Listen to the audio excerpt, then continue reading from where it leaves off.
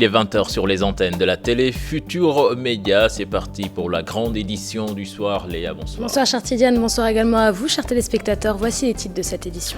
Découverte d'un gisement de gaz au large des côtes du fleuve Sénégal. Le ministre de l'Énergie prône une parfaite entente entre le Sénégal et la Mauritanie. Thierno Alassane Sall demande aux maires concernés de jouer leur partition.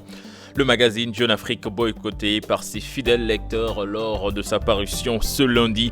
Le taux de vente très loin de la moyenne. Cela fait suite à la caricature du guide religieux des Mourides de Serigne Touba. Ndiawar, dans le département de Podor, l'électricité est un luxe dans ce village. Malgré l'électrification, des jeunes écoliers apprennent toujours leurs leçons dans le noir. Le Centre des œuvres universitaires de Dakar traîne en déficit de 6 milliards de francs CFA. C'est son directeur qui l'annonce. Le COUD célèbre son cinquantenaire, vous l'entendrez dans ce journal. Et puis le port du voile, une tendance très à la mode chez les femmes de nos jours. Le font-elles par conviction? Nous nous sommes posé la question à l'occasion de la célébration ce lundi de la journée mondiale du hijab. Voilà le sommaire de ce 20h. Dans quelques instants, le développement.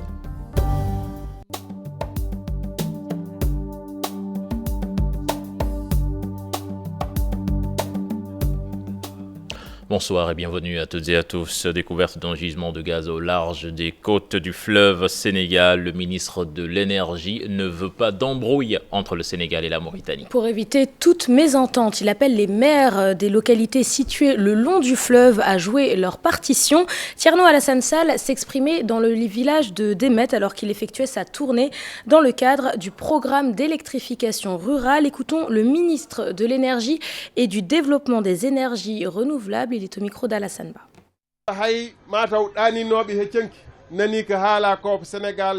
Vous avez entendu parler de la découverte d'un gisement de gaz. Et la découverte s'est faite entre le Sénégal et la Mauritanie. Et entre ces deux pays, il y a toujours eu une parfaite harmonie. C'est pourquoi je demande qu'on se donne la main. Parce que s'il n'y a pas une entente entre les deux pays, on ne pourra pas l'exploiter. Donc entre vous, les maires qui occupent les localités frontalières, vous devez jouer votre rôle. Ce gisement va apporter la prospérité. On ne l'a pas découvert tout seul. Vous avez entendu parler de la découverte du pétrole début janvier. Et j'espère que d'ici 3 ans, 4 ans ou 5 ans, le produit pourra être exploité. Et puis publication par Jeune Afrique d'une caricature de Cher Ahmadou Bamba chez les distributeurs du Sénégal. Difficile de trouver le magazine. Les lecteurs ont pratiquement boycotté le magazine Jeune Afrique. Le taux de vente habituel est très loin de la moyenne. Pour eux, cette situation découle tout simplement de la caricature de Serigne Touba. Nafissa Toussi, la reportage. Jeune Afrique, édition du 31 janvier 2016. Dans cette librairie, la première pile du magazine est restée presque intacte. La vente est timide, si l'on en croit la tenancière. En temps normal, le Jeune Afrique est bien vendu chez nous. Mais du fait qu'il y ait cette caricature de Serigne Bamba, on a eu un boycott, déjà des réactions des clients. C'était inadmissible d'avoir quelque chose de ce genre-là dans nos journaux ici au Sénégal. Bon, les ventes ont été un peu timides, c'est vrai. On va voir encore au cours de la semaine pour voir comment est-ce que ça va se dérouler. Au point E, Mamadou Alindiaï tient son tout petit kiosque. Lui aussi a fait son constat et pense même à un boycott. Aujourd'hui, les clients n'ont pas accepté d'acheter le Jeune Afrique parce qu'ils ont dit qu'ils sont en train de moquer. Ils ont boycotté. Ils n'ont pas accepté de payer le Jeune Afrique. À cette heure-ci, ça devait être fini. Mais aujourd'hui, c'est un client seulement qui a payé. Alassane Alignan, lui, ne semble même pas s'intéresser au magazine. C'est très rarement qu'il reçoit Jeune Afrique. Aujourd'hui, seul un client est venu me demander le magazine Jeune Afrique et je lui ai dit que je n'en disposais pas. Il est reparti sans rien dire. Je ne dispose pas souvent de ce magazine. Et si le vendre me porte préjudice, je préfère ne pas le faire. Pourtant, la une du magazine s'intéresse au Sénégal, mais Madame Saheli estime que ce boycott est tout à fait légitime. Parce que nous sommes, c'est vrai, un pays laïque ou un pays de droit, mais il faut quand même un minimum de respect de nos religions. Et c'était inadmissible. Donc c'est tout à fait normal. Au lendemain de la publication de la caricature du fondateur du mouridisme sur leur site internet, le magazine a tenu à présenter ses excuses dans son tout dernier hebdomadaire. Et la ligne éditoriale du magazine Jeune Afrique critiquée par les journalistes Ibrahima Bahoum et Mamadou Dior. Selon eux, ce magazine n'est pas un exemple car leurs articles sont souvent monnayés par des espèces sonnantes et trébuchantes. Ils appellent leurs confrères à faire preuve d'équilibre et d'honnêteté dans le traitement de l'information. Un sujet signé Maïmouna Ndiaye et Diafaraba. Rendre visible ou dénoncer la politique d'un État, une pratique connue du journal Jeune Afrique. Le journaliste formateur parle de fréquentabilité alternative. Aujourd'hui, bon, écoute, c'est tel pouvoir qu'on va aller évidemment démarcher pour avoir de la publicité, etc. Mais par ricochet, on fait des numéros spéciaux. Et dans les numéros spéciaux, évidemment, généralement, le pouvoir en place, au Sénégal comme ailleurs, évidemment, est bien traité. On va chercher des sujets sur ce qui préoccupe l'État aujourd'hui. Une autre fois, si vous avez tendance à oublier que, bon, écoute, la publicité, les produits de la publicité également sont épuisés. Donc, on peut toujours vous rappeler d'une certaine manière que, bon, écoute, on peut encore parler de vous, en bien comme également, parce que chaque État, chaque pouvoir a évidemment à ses petits secrets, des choses qui ne sont pas exposables sur la place publique du point de vue de la gestion. Donc, bon, écoute, on peut vous aider à améliorer votre image. Et ça, j'ai le fait, oui, ça depuis très longtemps. Un tel procédé doit cesser dans la presse. En ce 21e siècle, le porte-parole du CORED est ferme. Si Jeune Afrique, en tant qu'organe mère chanteur, doit continuer, ça dépend de ceux qui font chanter Jeune Afrique. Parce que bon, il faut deux pour faire un tel exercice. Je pense que ça ne les honore pas. Il n'est jamais trop tard pour changer.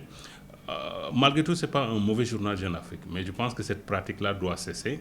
Le fait de se faire acheter à gauche et à droite, juste pour se faire de l'argent. Ces professionnels de l'information décèlent également d'autres failles. Du point de vue de l'honnêteté de la démarche, il n'y a pas beaucoup de choses à dire, mais l'honnêteté du traitement de l'information, voilà, ça pose problème. La solution pour Ibrahima Bahoum, donner un nouveau souffle à Jeune Afrique, Mamadou Dior propose une équipe jeune pour plus de liberté d'expression.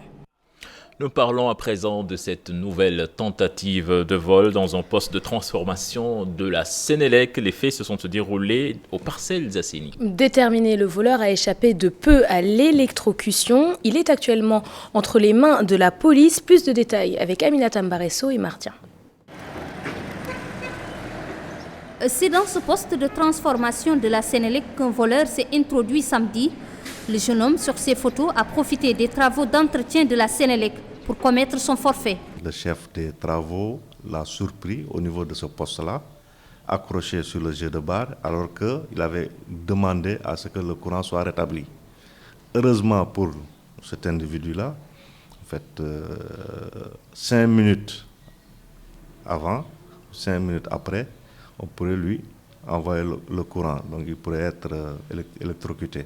Coincé à l'intérieur du poste des minutes durant, le voleur tentait de dérober du cuivre et d'autres matériaux installés par les agents. Quand on l'a attrapé, on lui a posé la question, pourquoi tu n'as pas pris de l'aluminium? Il dit que l'aluminium, ça ne rapporte pas beaucoup, c'est le cuivre qui rapporte. Donc il sait très bien ce qu'il fait. Des vols de ce genre, la Sénélec en compte des milliers. Conséquence, des coupures d'électricité dans les quartiers concernés. Je suis resté de 9h du matin à 0h sans électricité.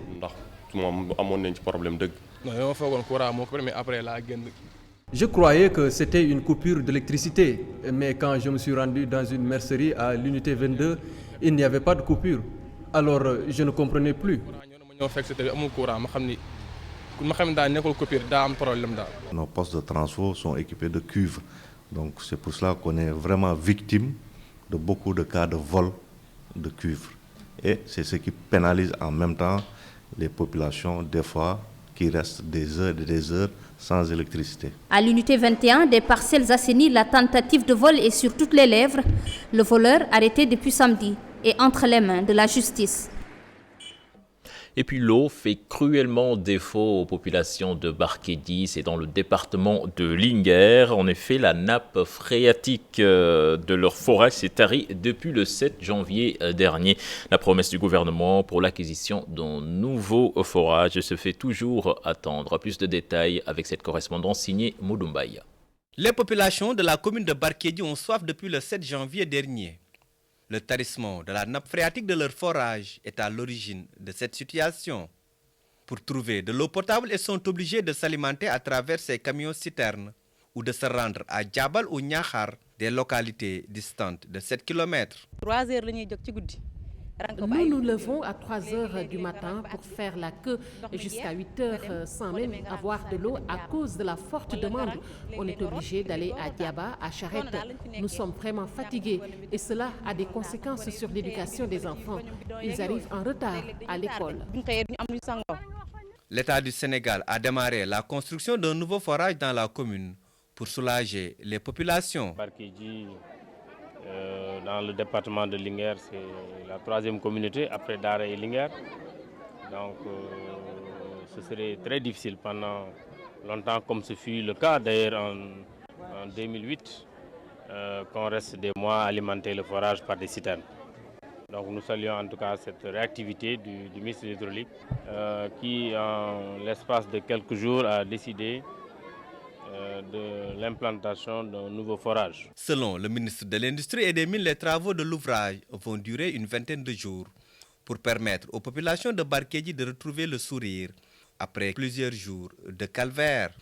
Et puis marche des populations de Saré Alkali, c'est dans la région de Sédiou. Elles protestent contre la distance qui sépare leurs enfants du lycée. Une distance longue de 30 km. Cette situation fait que beaucoup d'élèves abandonnent l'école. Ces populations ne veulent pas non plus de l'érection d'un nouveau lycée à Niamakuta. Correspondance Bakary Conté, Salasamba. Les populations de Saré Alkali, entre autres tampons, ont sillonné les différentes rues du village de Saré Alkali. Elles réclament la création d'un lycée à Saré Alkali qu'elles considèrent étant le centre des 4 communes de la localité. Elles déplorent la création du lycée de Niamakuta. Nous disons nécessaire ça, quand le lycée sera, pour que le lycée soit productif, il faut qu'il soit dans un centre. Et nous avons tous visé que le centre c'est Saré Alkali. Nous voulons que le lycée soit implanté ici à Saré Alkali. Une meilleure éducation et une bonne prise en charge des enfants. Les collégiens et étudiants ont aussi participé à la marche. Il y a beaucoup d'abandon. Si les élèves se retrouvent ailleurs, les lycées sont loin. Alors nous rencontrons beaucoup de problèmes. Pour les grossesses précoces, nous avons un manque de tuteurs. Nous réclamons que le lycée soit à Saré Alkali. Le lycée de Niamakuta ne nous arrange pas parce qu'il fait ici plus que 30 km. Et ça ne nous arrange pas. Mais si on fait ici le lycée, ça va nous arranger. Et les villages environnants. Autre problème soulevé par les populations du Kabada. Hormis aussi ce lycée, nous avons d'énormes problèmes du côté de l'électrification, du côté de l'eau et du côté de la santé, surtout l'assainissement des femmes qui sont en césarienne. Donc voilà aujourd'hui ce que nous a réunis. Nous demandons à ce que l'État nous aide à avoir des pistes de production, des ambulances, des salles de santé plus équipées, mais je suis encore pour que le lycée soit implanté ici en Saré Alkali. Elle compte remettre ça si rien n'est fait dans les plus brefs délais. Et puis à Thiès, c'est le phénomène de l'insécurité qui prend de l'ampleur. Alors que les autorités administratives et les forces de l'ordre sont sur le qui-vive, le préfet appelle les chefs de quartier à la vigilance. Il les exhorte également à dénoncer tout agissement suspect. Ce lundi matin avait lieu la cérémonie de levée des couleurs au siège des chefs de quartier de Thiès. Charanta Diop et Seyla Tir étaient sur place suivant leur reportage. Ils ont tous répondu à l'appel, les 57 délégués de quartier de Thiès, ainsi que les autorités administratives devant le drapeau national pour la levée des couleurs, en présence d'un détachement du groupement mobile d'intervention. Le préfet de Thiès en a profité pour aborder la question de l'insécurité à Thiès et dans ce cadre, il a demandé la collaboration des délégués de quartier pour juguler le mal. Ces forces de défense et de sécurité sont là le soir, la nuit, qu'il pleuve, qu'il vente, comme on dit, toujours promptes à réagir pour assurer la sécurité des populations. Le Sénégal est un peu sur une ceinture de feu. Les gens parlent de lutte contre le terrorisme, etc. Un travail extraordinaire est en train d'être fait, mais ce qu'on attend des populations, c'est une collaboration. Chaque fois qu'il y a des choses bizarres, des gens qu'on n'a jamais vus, n'hésitez pas à aller vers le commissaire central, aller vers le commissaire du premier, aller vers n'importe quel homme de tenue pour donner l'information. C'est tout ce qu'on demande. Pour leur part, les chefs de quartier ont répondu positivement à cette demande et promettent de veiller pour dénoncer tout acte susceptible de générer l'insécurité. Les populations doivent être vigilantes également et contribuer et s'associer aux forces de l'ordre pour donner les informations nécessaires et dénoncer ce qui ne va pas. Il y a des personnes, je n'ose pas dire louches, mais en tout cas il faut les dénoncer pour que les forces de l'ordre puissent prendre les dispositions nécessaires. Une atmosphère de fête a entouré cette cérémonie de levée des couleurs et les maîtres d'œuvre ont réussi le pari de la mobilisation.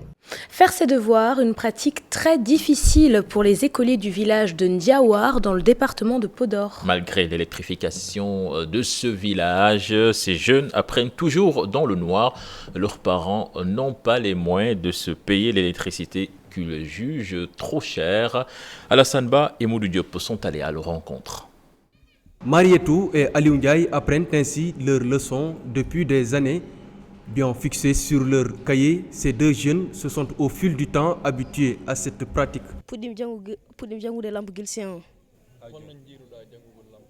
J'ai commencé à étudier comme ça depuis la classe de C1. Je peux dire que c'est devenu une habitude. Nous n'avons plus d'électricité. On étudie avec la lampe torche et ceci peut même gâter nos yeux. Samba Ndiaye, père des deux potages, est un réparateur de postes radio. Chaque jour, il dépense presque 500 francs pour acheter des piles. C'est difficile la manière dont il étudie, mais je n'ai pas les moyens. J'achète des piles chaque jour.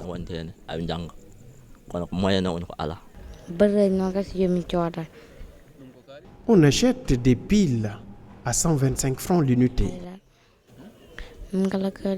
Nous sommes à Ndiawar, un village situé à quelques kilomètres de Podor. Le village vient de bénéficier du programme d'électrification rurale et pour cette famille, par manque de moyens, difficile de s'abonner.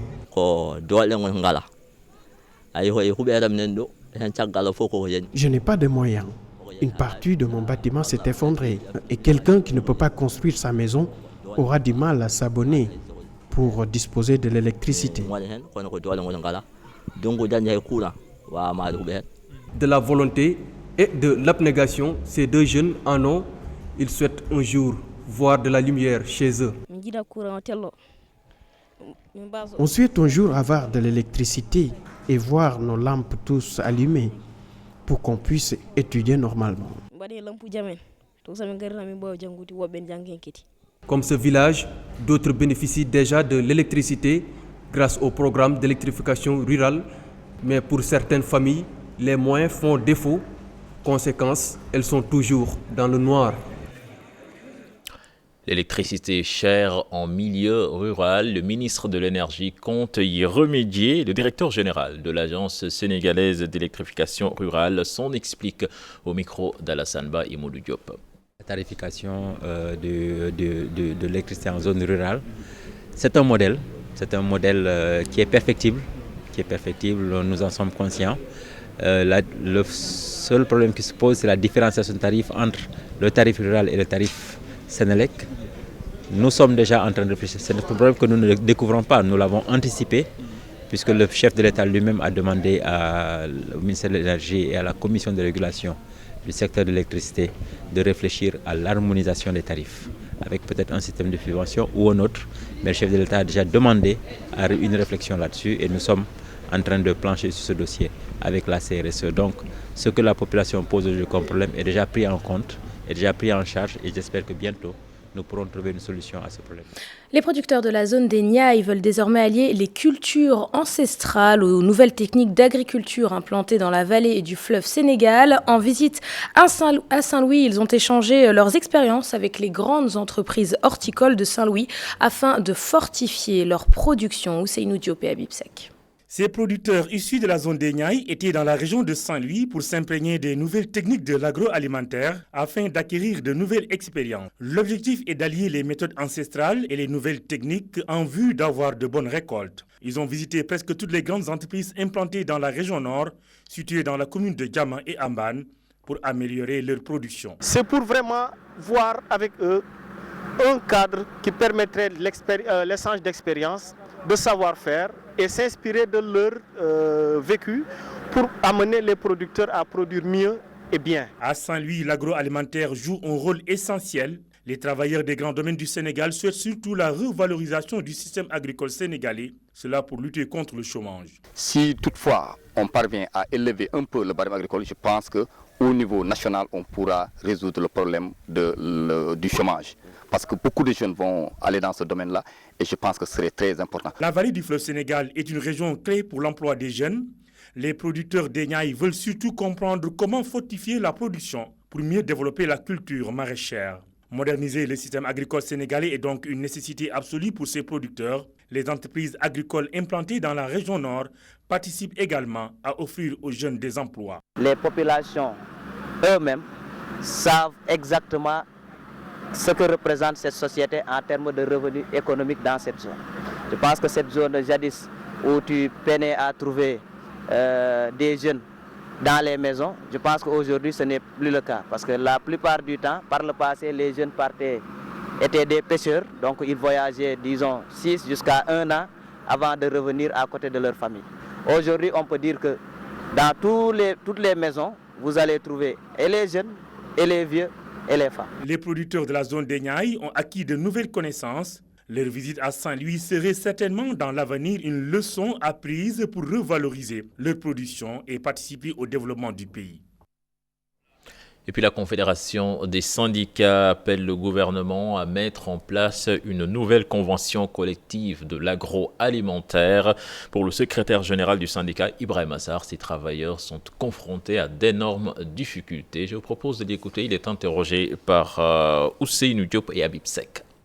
Notre première tâche est d'amener le gouvernement, les partenaires sociaux et les techniciens du BIT à mettre en place une commission pour discuter et adopter une nouvelle convention collective de l'agroalimentaire. Pour leur permettre de faire face aux nombreuses difficultés auxquelles sont confrontés les travailleurs, qui se résument par l'insécurité dans le travail, les conditions d'hygiène et de sécurité très difficiles, la précarité de l'emploi, par l'emploi abusif de la main-d'œuvre journalière, la main-d'œuvre fragile que sont les femmes et les jeunes. Le déficit budgétaire du Centre des œuvres universitaires de Dakar est élevé à 6 milliards de francs CFA selon le directeur de la dite institution. Omar Anne, qui était l'invité du journal de 13h, rajoute que le président de la République a donné des instructions pour régler cette situation. Rappelons que l'institution célèbre son cinquantenaire. Je vous propose d'écouter le directeur du COUT interrogé par Chérif Dia. Comme vous le savez, le Centre des œuvres universitaires de Dakar a été un endroit où s'est développé beaucoup de débats intellectuels sur l'émancipation des peuples africains. Nous avons été la première université en Afrique noire francophone et nous avons formé les premiers cadres de ce pays. Et comme on le sait, les étudiants en Afrique ont été toujours des avant-gardistes sur les luttes. Avant pour la libération, pour l'indépendance, par la suite les luttes de libération nationale continuent, la création de rapports de force favorables à l'Afrique, les questions d'unité africaine. Nous avons formé 2 présidents sénégalais sur 4, nous avons formé des premiers ministres, nous avons formé beaucoup de ministres, beaucoup de chefs d'entreprise. Depuis donc plus de 50 ans, l'Université de Dakar participe à la formation et de façon très performante, avec peu de moyens, à la formation des élites africaines, mais aussi des élites du Sénégal. Ça, ici, il faut le montrer aux étudiants qui sont là, réfléchir avec eux sur les enjeux et aller de l'avant. Maintenant, tout se fera dans un cadre où qu'il faudra améliorer ce cadre de la paix sociale. Et maintenant, le déficit est énorme. Le déficit est énorme. Le déficit réel, budgétaire, du coup, est de 6 milliards. De 6 milliards. Donc en termes de... Vraiment, ça pose problème, mais des efforts vont être faits. Le président a donné des instructions. 45 milliards de francs CFA, c'est la somme que va réinvestir le Luxembourg à travers un programme de coopération de 6 ans, démarré en 2012. Un projet qui couvre les domaines clés de la santé, de l'hydraulique, de la formation, de l'insertion professionnelle et des finances publiques. Oui, le ministre du Budget, Birima Mangara, a présidé la première mission économique du Luxembourg au Sénégal. Il a beaucoup insisté sur la politique incitative et attractive du pays en matière d'amélioration d'environnement des affaires. Je propose d'écouter. Ces propos sont recueillis par Ibrahima Diakhabi et Tierno Laurent Mendy. C'est pourquoi cette rencontre est importante parce que le train qui a été emprunté, la tension qui a été adoptée va se poursuivre et on espère qu'à la sortie de ces 2 jours de travaux, des conclusions encourageantes vont être retenues. Pour attirer les investissements, il faut faire preuve d'un certain nombre d'atouts et le Sénégal s'y est déjà pris en améliorant son cadre, économique, son cadre législatif, en renouvelant ses textes juridiques, ses textes fiscaux et douaniers, mais également en essayant d'améliorer l'environnement économique pour promouvoir et recevoir les investissements. Je vous l'annonçais dans les titres, la journée mondiale du hijab célébrée ce lundi. De nos jours, de plus en plus de femmes se mettent au voile, au grand bonheur des boutiques spécialisées. D'après une styliste rencontrée par la rédaction, si beaucoup de femmes portent le hijab par conviction, d'autres se voilent occasionnellement. Une pratique dénoncée par son homologue Diouma Fall qui refuse d'assimiler le port du voile à une simple tendance. Suivant ce reportage d'Aïssatou Paye et de Moudou Diop. Couleurs flashy, chapeau, broche, le voile s'accessorise. La mode hijab dans l'air du temps, mais les femmes s'habillent-elles décemment par conviction religieuse ou juste veulent-elles être tout simplement Ibadou Fashion? La seule chose que tout le monde a en commun, c'est que c'est un accessoire vestimentaire. L'aspect fashion, bien que c'est très important, mais il n'y a pas que l'aspect fashion change, la mode évolue. Ce qu'il y avait il y a 10 ans, ce n'est pas ce qu'on peut trouver actuellement dans le marché. Et en parlant toujours d'accessoires vestimentaires, c'est à chacun de voir le pourquoi il met le voile, le pourquoi il couvre sa tête, le pourquoi il doit sortir d'une certaine manière. Du coup, chacun l'utilise selon ses principes en fait. Il y en a ceux qui se sont... Elle dit non à la nouvelle vague de Ibadou Tendance. Elle préfère la sobriété, les robes amples aux tenues serrées. Moi, je ne suis pas d'accord sur ce principe parce que le voile, c'est une obligation. Il y a des chartes qu'on a bien précisées dans le Coran et le prophète aussi a amené des hadiths par rapport à ça. On doit le faire correctement. On ne doit pas apporter des habits serrés ni des habits transparents ou porter des habits 3/4. Donc, moi, je ne suis pas d'accord sur ce point.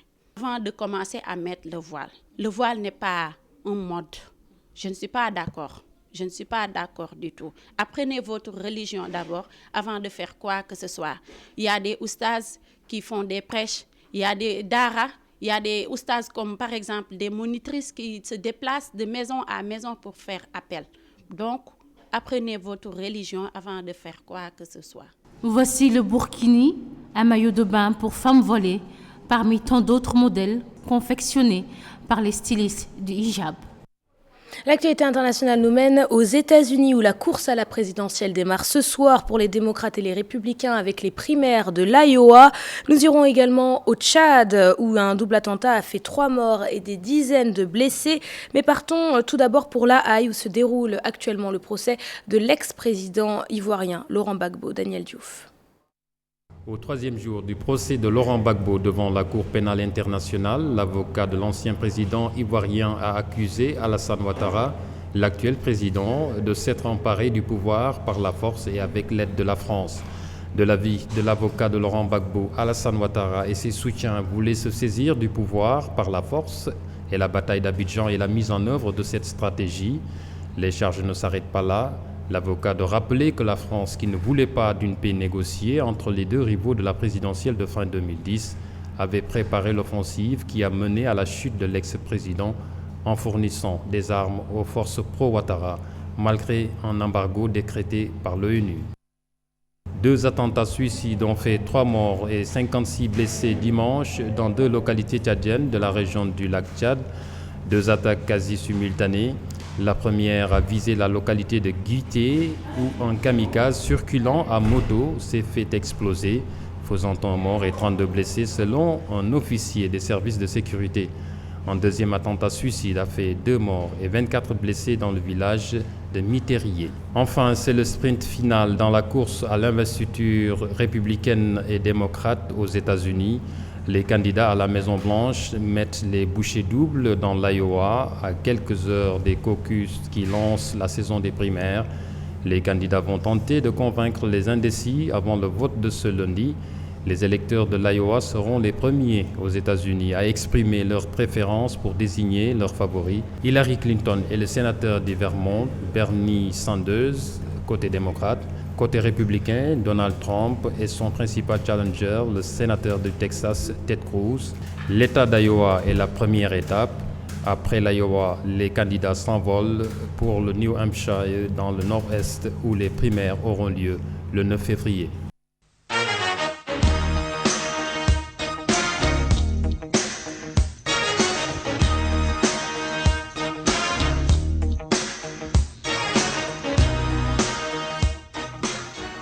Football pour démarrer cette page des sports. Nyari Tali qui met fin à 10 journées sans victoire. NGB a battu tout à l'heure en 1-0 l'US Gorée.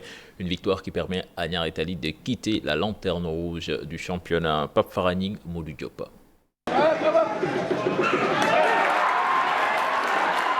Nyari Tali retrouve le chemin des filets et de la victoire. Une frappe à l'entrée de la surface de Abdoulaye Ndiaye à la 71e minute a eu raison de l'US Gorée. Un succès après 10 journées d'attente. On attendait ce moment où nous allions renouer avec, disons, cette opportunité de marquer un but au moins. Je ne sais pas si vous avez fait la remarque, ça fait au moins 7 matchs où on n'a pas marqué de but. Donc à la longue, le doute allait s'installer, mais aujourd'hui on a pu... Ils se sont prouvés à eux-mêmes qu'ils pouvaient marquer, quoi. Et nous, c'était aussi le manque de lucidité. Ils auraient pu marquer voire 2, voire 3 buts. Parce qu'il y avait la place pour, quoi. Mais je dis encore une fois, ouf, comme vous l'avez dit tout tantôt, qu'ils se rendent compte qu'effectivement, ils peuvent marquer et que, partant, ils peuvent gagner. L'US Gorée prend le chemin inverse. Après un début de saison en fanfare, l'équipe n'arrive plus à gagner.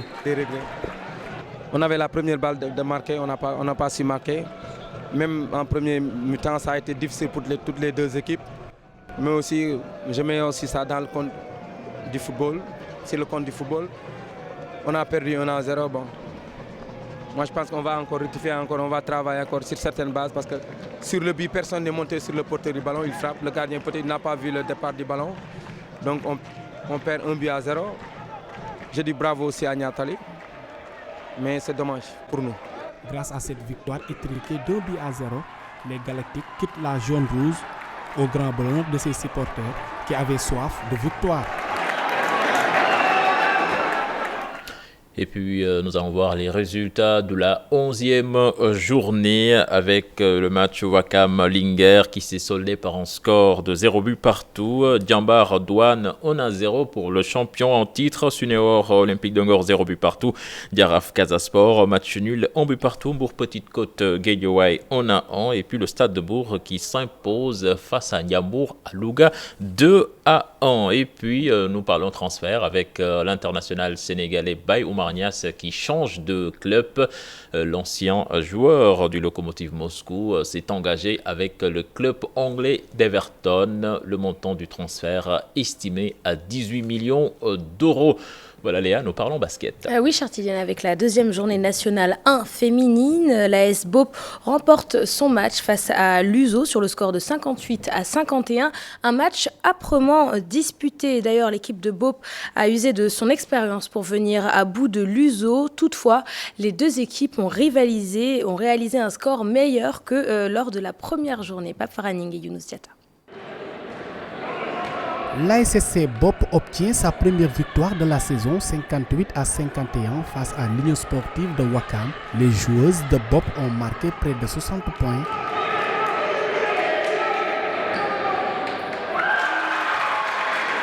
Un match technico-tactique qui s'est joué sur des détails avec une bonne organisation, surtout lors des 2 derniers cartons. Nous avons joué avec 11 joueuses.